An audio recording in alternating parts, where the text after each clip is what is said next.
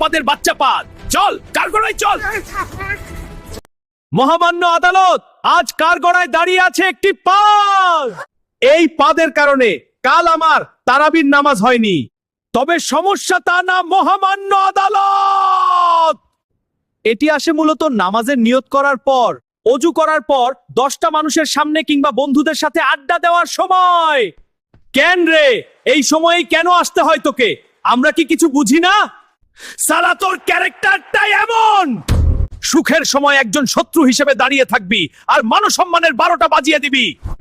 George সাহেব, এই পাদের বাচ্চা পাদকে নগদে শাস্তি দেওয়া হোক।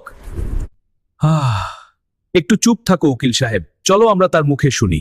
হ্যাঁ, আমি দোষী, কিন্তু একটা কথা মনে রাখবেন সবাই, যতদিন পর্যন্ত আপনারা ভাজা পোড়া খাবার খাবেন কিংবা খাবার খাওয়ার পর দীর্ঘ সময় ধরে পেশাব পায়খানা বন্ধ রাখবেন, ততদিন পর্যন্ত আমি আপনাদেরকে এভাবেই কষ্ট দেব।